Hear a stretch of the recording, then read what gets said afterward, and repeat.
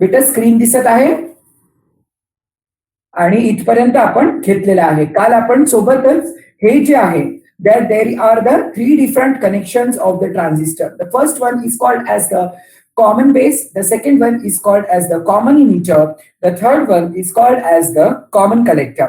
So these are the different types of the transistor connection. ये भी हमने कल के क्लास में देखा था. उसके बाद में हमने ये वाला करंट एम्प्लीफिकेशन फैक्टर ये वाला भी कॉन्सेप्ट पढ़ा था. So what is current amplification factor? That is nothing but the alpha.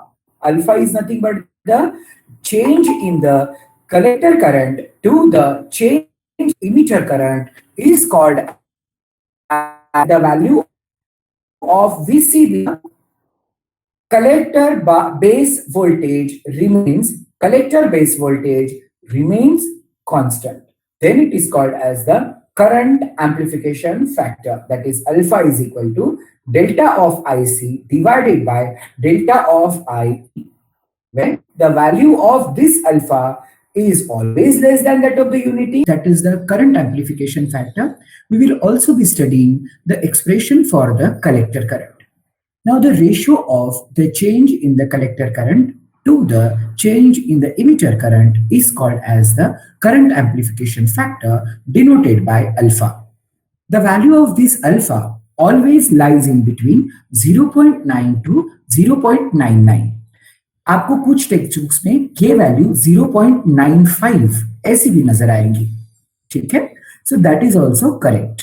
Okay, then we have also studied the expression that is I plus IC. पिछली क्लास में पिछले कुछ लेक्चर्स में हमने ये एक स्पेशल काइंड ऑफ फॉर्मूला हमने study किया था. होता है that is emitter current is always equal to the sum of base current as well as collector current. लक्षात येत आहे का सगळ्यांना? आठवत आहे? हॅलो, हा. तर आता काय करायचं आहे, आपल्याला येत आहे the collector diode is a रिव्हर्स्ड biased. आता म्हणजे इथे डायोड हा शब्द वापरण्यात आलेला आहे. इथे डायोड ह्या शब्दाचा अर्थ होतो की कलेक्टर किंवा तुम्ही कोणताही पीएनपी ट्रान्झिस्टर घ्या किंवा एपीएन ट्रान्झिस्टर घ्या, मला असं वाटतं की diodes are connected back to back. when two diodes are connected back to back, then it is called as the, when two diodes are connected back to back, then a transistor is formed. NPN design करताना पण काय होतं की आपण N आणि P region एकामेकाला connect करतो आणि P आणि एन रिजन एकामेकाला कनेक्ट करतो. आणि आपण डायोड मध्ये पण काय करतो, डायोड मध्ये पण मुळात आपण हेच करतो की आपण एनपीएन रिजन आणि पीएनपी रिजन एक आणतो, म्हणजे एका बाजूला एक आपण अरेंज करत असतो. तर आता काय आहे की IC is equal to IB plus IC माहित आहे, बरोबर. आणि IC that is the current is nothing but alpha into in bracket IC plus IB. ना आता हे कलेक्टर आहे, हे आहे रिव्हर्स्ड बायस्ड आणि याच्यामधून खूप कमी प्रमाणात तुमचे जे मायनॉरिटी कॅरियर्स आहेत ते कलेक्टर पर्यंत पोहोचतील वाया बेस. काय होईल, इमिटर मधून हे तुमचे जे मायनॉरिटी कॅरियर्स आहेत हे बेसच्या वाया मीन्स थ्रू बेस हे तुमच्या कलेक्टर कडे जाऊन पोहोचतील. आणि म्हणजेच काय होईल की इथे प्रेझेन्स ऑफ लिकेज करंट राहणार आहे. प्रेझेन्स ऑफ लिकेज करंट राहणार आहे. तर मी असं म्हणू शकतो की जो कलेक्टर करंट आहे म्हणजे IC आहे, it is nothing but a combination of collector current plus leakage current. It is nothing but the total of change in the collector current plus leakage current. आता पहा, तुम्हाला जो वर फॉर्म्युला दिला आहे alpha is equal to delta of IC divided by delta of IE. याच्यावरून तुम्हाला काय लक्षात येते विद्यार्थ्यांनो की अल्फा ऑफ IC या जर मला डेल्टा ऑफ IC ची व्हॅल्यू लिहायची आहे तर मी व्हॅल्यू अशी लिहू शकतो, alpha is equal to alpha into IE alpha into change in IE is equal to डेओ. आता मला माहित आहे की खूप जास्त विद्यार्थ्यांना अजूनपर्यंत काहीच समजलेलं नाही आहे. त्यांच्यासाठी परत एकदा रिपीट करतो. आपल्याला माहित आहे हा आपण फॉर्म्युला काल पाहिलेला आहे. कोणता? IE is equal to IB plus of IC. आलेला आहे का हा फॉर्म्युला आपण? Yes sir. हा. आता काय केलेलं आहे आपण? आता आपल्याला माहित आहे हा जो कलेक्टर डायोड आहे it is nothing but a रिव्हर्स्ड bias diode. आपण डायोड का बरं म्हटलं? तर तुम्ही जर NPN आणि PNP ची डिझाईन जर पाहिली तर आपण काय म्हणतो, when two diodes are connected back to back तर आपला एक ट्रान्झिस्टर तयार होतो. आता काय होते की या कलेक्टरच्या मार्फत कलेक्टर मध्ये मायनॉरिटी चार्ज कॅरियर कसे पोहोचतात? तर इमिटर इमिट करतो मायनॉरिटी चार्ज कॅरियर्स, ते बेस जवळ जातात. मग बेस काय करतो? बेस स्वतः जवळचे इमिटर पुढे ढकलत जातो. ठीक आहे, कलेक्टरकडे ते असे करत करत कलेक्टरकडे खूप सारे मायनॉरिटी चार्ज कॅरियर जमा होतात. कलेक्टरकडे खूप सारे मायनॉरिटी चार्ज करंट जमा होतात. हे लक्षात येत आहे का सगळ्यांना? Yes sir. हा. काय होत आहे की इमिटर स्वतः जवळचे मायनॉरिटी चार्ज कॅरियर्स इमिट करणार. ते मायनॉरिटी चार्ज कॅरियर्स कोणाकडे जातील? बेसकडे जातील. बेस काय करेल? त्याच्याजवळ जेवढे त्याला ठेवायचे आहे तेवढे ठेवेल, बाकीचे कलेक्टरकडे पाठवून देईल. कलेक्टरकडे खूप सारे मायनॉरिटी चार्ज कॅरियर्स उपलब्ध राहतील. खूप सारे मायनॉरिटी चार्ज कॅरियर्स त्याच्याजवळ उपलब्ध राहतील. आता याचा अर्थ काय होतो की कलेक्टर करंट जो आहे ज्याला आपण नाव दिलं IC, तो काय आहे? It is a combination of emitter current. Is a combination of emitter current plus leakage current. आता काही लोकांच्या डोक्यात हे येईल, हे सर लिकेज करंट काय आहे? हे लिकेज करंट म्हणजे काय होते की बेसच्या मार्फत आपल्यापर्यंत काहीतरी मायनॉरिटी चार्ज कॅरियर्स पोहोचलेले आहेत. म्हणजे बेस करंट पण आपल्या जवळ आहे काहीतरी प्रमाणात आणि काहीतरी प्रमाणात कलेक्टरचं स्वतःचं करंट आहे. सो देअरफोर आता हा जो कलेक्टर करंट आहे तो काय आहे? It is a combination of emitter current IE चा प्लस ह्या लिकेज करंटचा कॉम्बिनेशन आहे. कलेक्टर करंट काय है? थोड़ा सा इमिटर करंट है और थोड़ा सा बेस करंट है या थोड़ा सा लीकेज करंट है, उसका टुगेदर बनाया हुआ मिक्सचर है. इसीलिए हमने फॉर्मूला लिखा, येलो में मार्क करके दिया है, IC is equal to alpha into IE plus ICBO. इथपर्यंत सगळ्यांना लक्षात आलं असेल तर मला सांगा, जेणेकरून मी पुढे चलतो. लक्षात आलं का सगळ्यांना? हा. तर आता आपण काय करतो आहे की आता आपल्याला मी तुमच्यासोबत एक डॉक्युमेंट शेअर केलेला आहे स्क्रीनवर, याच्यात व्हॉट्सअपच्या ग्रुपवर. एक मिनिट थांबून जा फक्त. तर इथपर्यंत सगळ्यांना लक्षात आलं? Section A students, section A students. मला अजूनही ऐकू नाही आलं. सेक्शन ए स्टुडंट्सला लक्षात आलं का? Yes sir. आणि सेक्शन बी स्टुडंट्स लक्षात आलं का बेटा? हा. इथपर्यंत सगळ्यांना लक्षात आलेलं आहे? ठीक आहे, व्हेरी गुड. आता मी ना एक तुमच्यासोबत डॉक्यूमेंट शेयर करना है. Just a moment, I am just trying to share. वो आप तक नहीं पहुंच रहा है, अभी भी वो चैनल में है. 1 मिनट में वो आप तक पहुंच जाएगा. अब मैं यहाँ सर आप हमको यहाँ पे क्यों नहीं पढ़ा रहे, आप हमको डॉक्यूमेंट क्यों शेयर कर रहे हैं? क्योंकि इसमें बहुत सारी स्टेप्स हमने डायरेक्ट ले ली है, तो आपको समझेंगी नहीं, और आपको समझेगा नहीं तो आप हे बोलेंगे की सर EDC हा सब्जेक्ट, ADC नावाचा हा सब्जेक्ट फारच कठीण आहे, कारण आम्हाला समजतच नाही, है ना? जो भी चीज अपने को नहीं समझती अपन उसको एक ही बोल जवाब देते.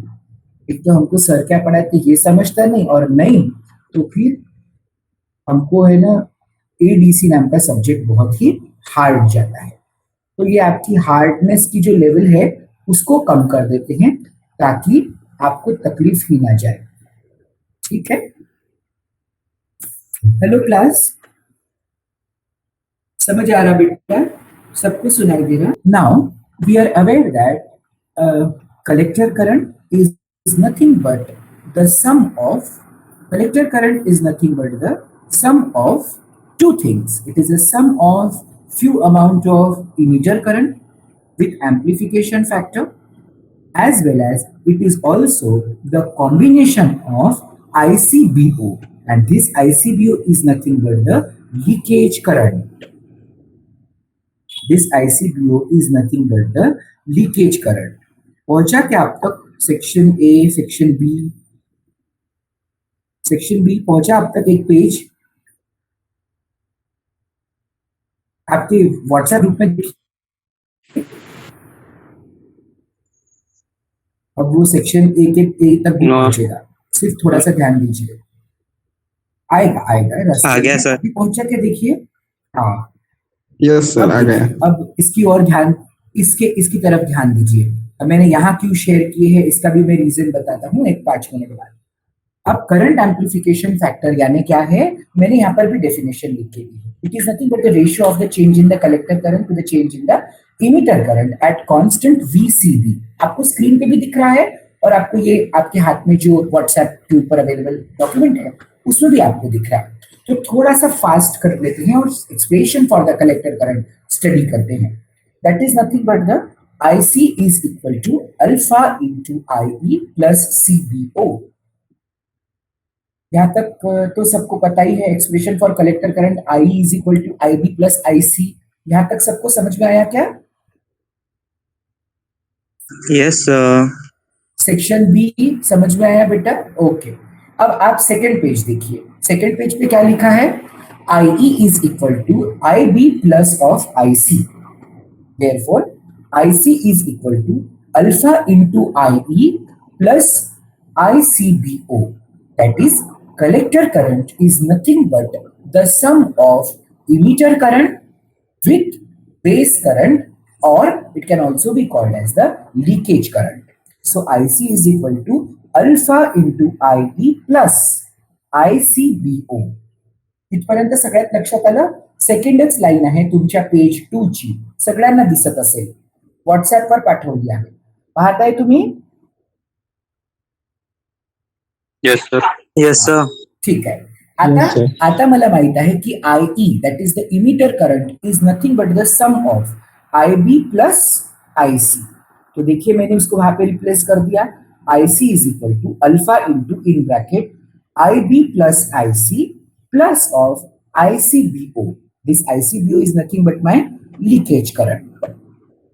अब क्या किया मैंने, ये अल्फा से मैंने IB और IC को मल्टीप्लाई किया। Therefore IC is equal to alpha into IB plus alpha into IC plus ICBO।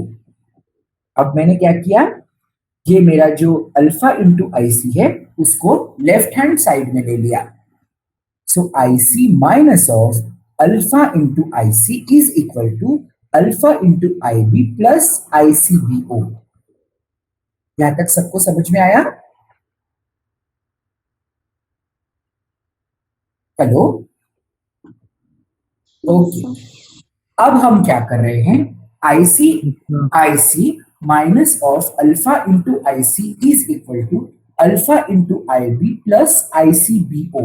ये मेरे पास अवेलेबल है। अब मैंने क्या किया, IC ये वाली टर्म ब्रैकेट के बाहर निकाली और लिखा IC is equal to 1 minus of alpha is equal to alpha into IB plus ICBO। और अब मेरा जो ये 1 माइनस अल्फा है ये डिवीजन में चला जाएगा। ये कहां चला गया? डिवीजन में चला गया। तो अब मेरे पास एक्सप्रेशन बना IC is equal to alpha into IB divided by 1 minus alpha plus ICBO divided by 1 minus alpha. Therefore IC is equal to alpha divided by 1 minus alpha into IB plus ICBO divided by 1 minus alpha। देखिए आपकी screen पे भी आप देख सकते, मैंने यही लिख के स्क्रीन पे क्या हुआ, मैंने थोड़ी सी डायरेक्ट स्टेप्स ले ली है और वो डायरेक्ट स्टेप्स लेने की वजह से आपको समझ में कठिनाई हो सकती है, इसीलिए ये मैंने डॉक्यूमेंट आपके साथ शेयर किया। सेक्शन बी स्क्रीन दिखाई दे रही बेटा? सेक्शन बी स्टूडेंट्स, स्क्रीन आपको समझ में आया ये एक्सप्रेशन जो मैंने आपके व्हाट्सएप के ग्रुप में भेजा है? हाँ, सेक्शन ए ये आपको समझ में आया? मैं फिर से रिपीट कर रहा हूँ, ध्यान दीजिए। फिर से एक बार रिपीट कर रहा हूँ, ध्यान दीजिए। बहुत इंपॉर्टेंट एक्सप्रेशन है।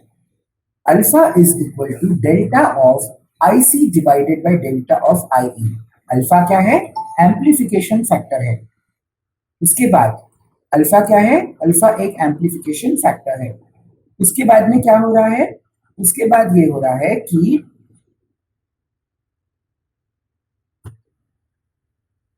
emitter current is nothing but the sum of base current plus collector current. यही IC is nothing but the IC, that is the collector current, is nothing but the sum of some amount of emitter current plus leakage current, which is denoted by ICBO. Therefore, IC is equal to alpha into IE plus ICBO. अब IE का formula मुझे मालूम है। IE is what? IE is equal to base current plus collector current. वही value मैंने IE की अब formula में रख दी है। So IC is equal to alpha into bracket में देखिए IB plus of IC plus ICBO। ये अल्फा से मैंने पूरे ब्रैकेट को मल्टीप्लाई किया। That is IC is equal to alpha into IB plus alpha into IC plus ICBO। अब मैंने क्या करा? IC, ये जो अल्फा IC था इसको मैंने लेफ्ट हैंड साइड में ला लिया है। IC minus of alpha into IC is equal to alpha IB plus ICBO। IC bracket के बाहर निकाला और बचा 1 minus of alpha which is equal to alpha into IB plus ICBO। Therefore, IC is equal to alpha into IB divided by 1 minus alpha plus of ICBO divided by 1 minus alpha.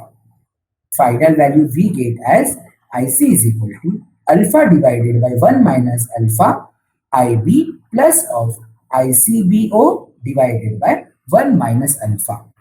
हे document आपण याच्यासाठी share केलं आहे व्हॉट्सअपच्या ग्रुपवर, कारण की तुम्हाला सोबत सोबत सांगणं होईल। नोट्समध्ये पण काय होत आहे, थोडंसं डिरेक्ट स्टेप घेण्यात आली आहे।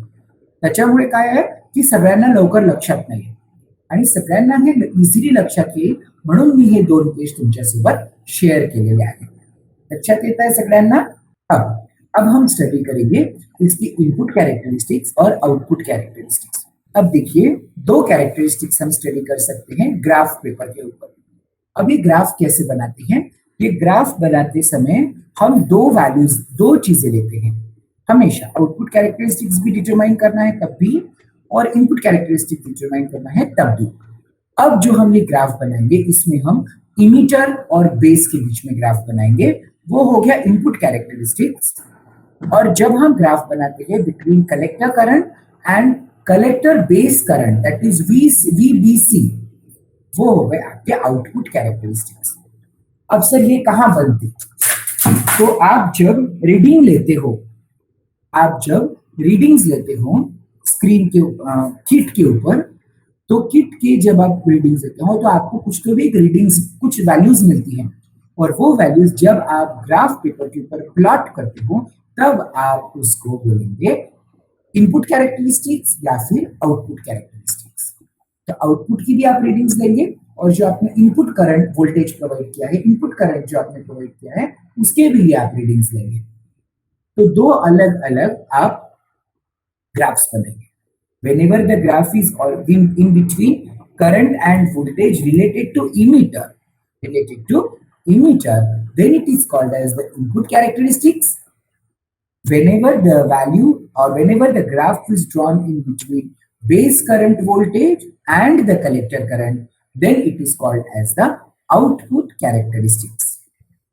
अगर आप इसको गौर से देखेंगे तो आपको स्क्रीन में ये नजर आएगा कि हमने ग्राफ बनाया है इनपुट कैरेक्टरिस्टिक्स के लिए बिटवीन VBE एंड IC, और मुझे ऐसे कुछ वैल्यूज मिले 1 volt, 10 volt and then 20 volt, where the collector base emitter base voltage is continuously changing. Similarly, the output characteristics is also shown here. You can see the output characteristics of the collector current and the base collector voltage. So this is nothing but my document. जब भी आप ये input characteristics और output characteristics study करते हो तो इसमें क्या होता है कि इसमें हम सबसे पहले इनपुट कैरेक्टरिस्टिक्स को स्टडी करते वक्त हम एक ग्राफ बनाते हैं always in between the emitter current and the base emitter voltage. तो हमको ऐसे कैरेक्टरिस्टिक्स मिलते हैं। अब ये ग्राफ के लिए रीडिंग्स कहाँ से लाएंगे सर? तो जब एक्चुअल क्लासेस होंगे या फिर हम सिमुलेशन के ऊपर भी जब प्रैक्टिकल्स लेते हैं तो उसके अंदर आपको ऐसे रीडिंग्स मिलते हैं ताकि आपको इस प्रकार का रीडिंग्स कम ज्यादा हो सकते हैं और इस प्रकार के आपको इनपुट कैरेक्टरिस्टिक्स और आउटपुट कैरेक्टरिस्टिक्स देखने मिलेंगे। आउटपुट कैरेक्टरिस्टिक्स बोले तो क्या? आउटपुट आने के बाद में बनाए हुए कैरेक्टरिस्टिक्स, आउटपुट वोल्टेज डिटरमाइन होने के बाद बनाए हुए कैरेक्टरिस्टिक्स। और इनपुट कैरेक्टरिस्टिक्स बोले तो क्या बेटा?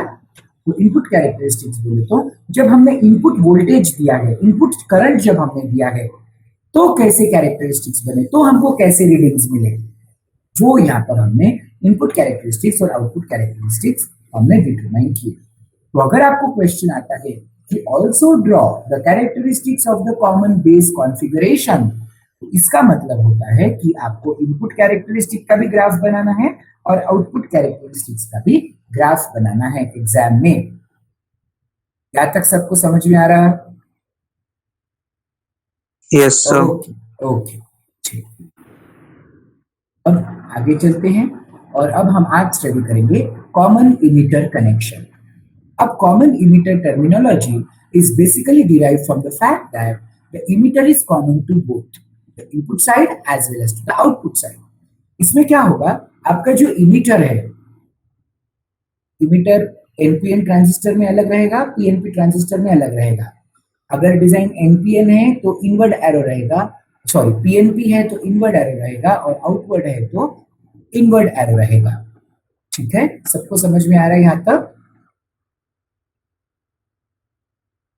Okay, so common emitter terminology is derived from the fact that the emitter is common to both the input side and the output side of the configuration.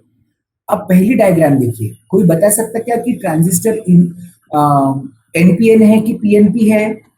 Outward arrow है, NPN है, सही है। Section B students,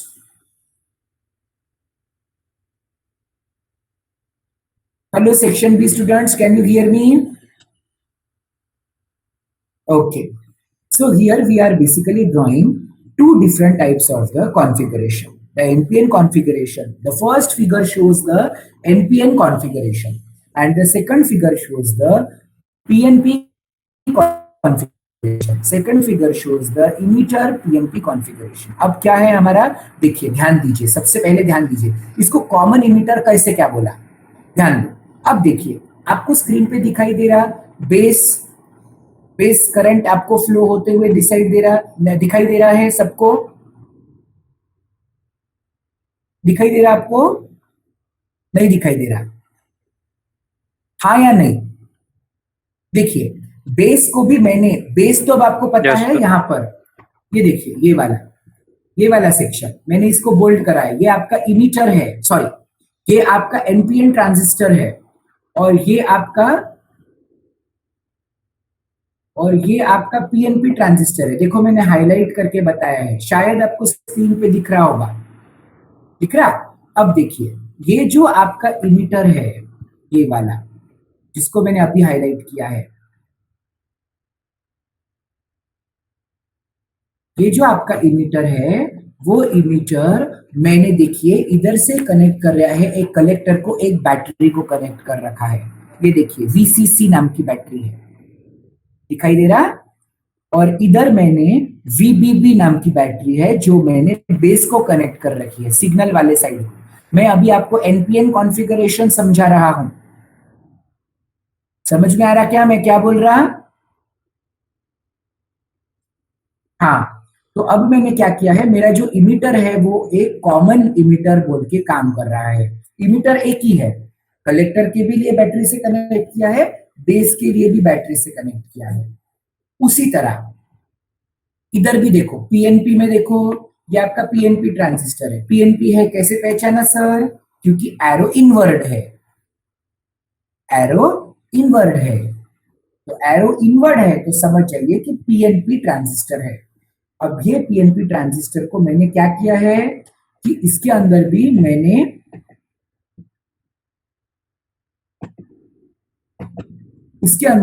क्या किया है, इसके अंदर भी मैंने जो एक इमिटर है, दैट इमिटर, वो इमिटर को मैंने बेस के बीच में और कलेक्टर के बीच में लगाया हुआ है।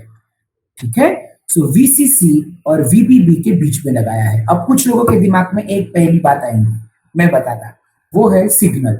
सर ये सिग्नल क्या चीज है? अब सिग्नल क्या है बेटा, आप आपके डिवाइस को वेवफॉर्म देंगे, साइन वेव देंगे इनपुट, ट्रायंगुलर वेव देंगे इनपुट, या एक पल्स सिग्नल आप इनपुट देंगे, है ना? तो वो क्या हो गया आपका, वो हो गया आपका सिग्नल, वो हो गया, इसलिए उसको नाम दिया है सिग्नल। ठीक है, आपके जो ट्रांजिस्टर को बेस है वो आप यहां से उसको एक सिग्नल प्रोवाइड करेंगे। अब ये सिग्नल प्रोवाइड करना बोले तो क्या करना, ताकि आप आपका जो आउटपुट सेक्शन है, जहां पे आपका रेजिस्टर लगाया हुआ है, जहां पे हमने जिसको नाम दिया, ये रेजिस्टर को हमने नाम दिया आरसी। क्यों दिया होगा रेजिस्टर को नाम आरसी बेटा? क्योंकि कलेक्टर करंट उसमें से फ्लो हो रहा है। दोनों डिजाइन में देखिए, because the collector current is flowing through it, इसलिए हमने वहां पर आरसी लोड रेजिस्टेंस वहां पे हमने कनेक्ट किया है। सबको समझ में आ रहा है क्या मैं क्या बोल रहा हूं? Hello class. Yes, sir. Yes, section sir. B, section B. Okay, अब हमने क्या किया है, हमने दो ट्रांजिस्टर्स लगाए हैं, एक है एनपीएन और एक है पीएनपी। अब ये जब हम दो ट्रांजिस्टर्स लगा रहे हैं एनपीएन और पीएनपी, तो अब सबसे पहले हम एनपीएन का स्ट्रक्चर देखेंगे। देखिए क्या हो रहा है, एनपीएन ट्रांजिस्टर को और इमिटर को, एनपीएन ट्रांजिस्टर का जो बेस है, वो बेस को मैं एरो लेके जा रहा हूं, ध्यान दीजिए, बेस को और इमिटर के बीच में मैंने एक बैटरी लगाई है जिसका नाम है वीबीबी। हाईलाइट की है, दिख रही क्या? हाईलाइट की है, दिख रही? ओके, उसके बीच में मैंने एक बैटरी लगाई है, और मैंने इमिटर के बीच में और कलेक्टर के बीच में भी एक बैटरी लगाई है, हाईलाइट नहीं किया है, जिसका नाम है वीसीसी। इमिटर के बीच में और कलेक्टर के बीच में भी एक बैटरी मैंने लगाया हुआ है। इसको बोलते क्या सर, फिर इसमें करंट वगैरह कैसा फ्लो हो रहा? करंट फ्लो अभी नहीं स्टडी करना है, अभी आपको सिर्फ कॉमन इमिटर कनेक्शन क्या रहते, कॉमन इमिटर कनेक्शन कैसे रहते, वो हम अभी देख रहे हैं। समझ में आ रहा क्या? Hello class. उसी तरह Yes, sir. पीएनपी ट्रांजिस्टर भी देखो, पीएनपी कॉन्फ़िगरेशन देखो, राइट हैंड साइड में देखो, ये देखो मैं यहाँ हाईलाइट करके बता रहा हूं, ये हो गया मेरा PNP configuration. Right hand side वाले देखो पीएनपी कॉन्फ़िगरेशन, इसमें भी क्या किया है, बेस को और इमिटर को वीबीबी नाम की बैटरी लगाई, कलेक्टर और इमिटर को एक अलग से बैटरी लगाई। तो इसमें क्या हो रहा बेटा, जो आपका इमिटर है, दोनों डायग्राम में अगर आप ध्यान से देखेंगे, in the common emitter connection भी, आप दोनों डायग्राम में पीएनपी में भी और एनपीएन में भी अगर आप वर्ड्स देखेंगे तो आपको पता चलेगा वहां पर दो ट्रांजिस्टर नहीं लगाए, एक ही कॉमन इमिटर है, जिसको हमने बेस के साथ में भी कनेक्ट किया है और कलेक्टर के भी साथ में कनेक्ट किया है, यानी एक ही इमिटर है। Common emitter is connected to the base as well as to the collector. Hence the design is called as the common emitter connection. सबको समझ में आ रहा है? Hence the design is called as common emitter connection. समझा क्या बेटा? Yes, sir. Okay, अब ये कॉमन इमिटर कनेक्शन में भी एक फैक्टर है जिसका नाम है base current amplification factor, that is denoted by beta. सबको स्क्रीन दिखाई दे रही है? Yes, sir. So in common emitter connection, the input current is always a base current and the output current is always the collector current. Common emitter connection में एक बात एकदम clear है, कौन सी? That the input current is always the emitter current and the output current is always the collector current. So the ratio of change in the collector current to the change in the base current is known as base current amplification factor. Therefore, beta is given by beta is equal to change in the collector current, that is delta of IC divided by to the change in base current, that is delta of IB. इसलिए इसका formula बनता है delta of IB is equal to delta of IB is beta is equal to delta of IC divided by delta of IB. दिखाई दे रहा है screen पे सबको? हाँ हाँ. So base amplification factor is nothing but beta. It is denoted by beta. It is nothing but the change in the collector current. Therefore, it is written as delta IC divided by to the change in the base current, that is delta of IB. It is nothing but the formula of base amplification factor. पहले वाला क्या था? Alpha. Alpha is nothing but the current amplification factor. What was the formula of alpha? Can anyone tell me? Hello class, can anyone tell me the formula of alpha? आपको WhatsApp पे भेजा है बेटा, वापस से बोलिए. हेलो क्लास, मेरा आवाज सुनाई दे रहा सबको अच्छे से? Delta I C upon delta I.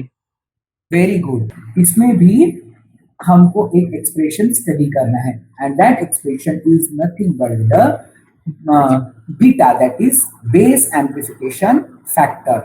What is beta? Beta को क्या बोलते हैं बेटा? Base amplification factor. Normally only beta, only 5% of the emitter current flows to the base, so amplification is always greater than 20. यानी the value of base amplification factor beta always lies in between 20 to 500. Alpha की value की range क्या है बेटा? What is the value of alpha? It is always less than unity, that is it is always less than 1, and the range is from 0.9 to 0.99. मैंने आपको ये लिख के भी भेजा है, नोट्स में भी अवेलेबल है और आपको स्क्रीन पे भी बताया है. याद आ रहा क्या कुछ? ये देखो, द वैल्यू ऑफ अल्फा अभी आपको स्क्रीन पे आया हुआ है. Alpha is equal to delta of IC divided by delta of I. The value of alpha should always lies in between 0.9 to 0.99. तक सबको समझ में आया? बीटा क्या होता है फिर? It is nothing but the change in the collector current to the change in the base current. Definition समझ में आई बेस एम्प्लीफिकेशन फैक्टर बीटा की? Hello, it is always the change in the collector current to the change in the base current. तो अभी देखिए हमको relation derive करना है between alpha and beta. तो बीटा का फॉर्मूला क्या है? Beta is always given by change in the collector current to the change in the base current. और अल्फा क्या होता है? Alpha is nothing but the change in the collector current to the change in the emitter current. IE का formula क्या है? IE is equal to IB plus IC. तो IE का formula क्या? Change in the IE is equal to change in the IB plus change in the collector current. अगर मुझे beta की value निकालना है, IB की वैल्यू अगर मुझे निकालना है, तो मैं कैसा कर सकता? Delta of IB is equal to delta of I minus of delta of IC. बस वैल्यूज पुट कर दो. Beta is equal to I का फॉर्मूला क्या है? कोई बता सकता है मुझे? IC का फॉर्मूला क्या is nothing but change in the IC divided bye change in the IB. ठीक है, आज आप इतना ही देखते हैं. आपको बेस एम्प्लीफिकेशन फैक्टर और कॉमन इमिटर कॉन्फ़िगरेशन समझ में आया? Hello class, section A students. Yes sir. Section B students, समझ में आ रहा क्या बेटा? सेक्शन बी लक्षात येत आहे का बेटा? सगळ्यांना स्क्रीन दिसत होती? आज आपण दोन टॉपिक घेतले. कोणते कोणते? कॉमन इमिटर कॉन्फिगरेशन आज आपण स्टडी केलेलं आहे. कॉमन इमिटर कॉन्फिगरेशन आपण आज स्टडी केलं आणि कॉमन बेस कॉन्फिगरेशन आपण आज स्टडी केलेलं आहे. ठीक आहे? Any last 5 minutes, any problem you can discuss with me. If you have any problem you can please discuss with me. Method okay है कि कुछ चेंज चाहिए? मेथड ओके है section A students? yes sir. Section B students method okay है?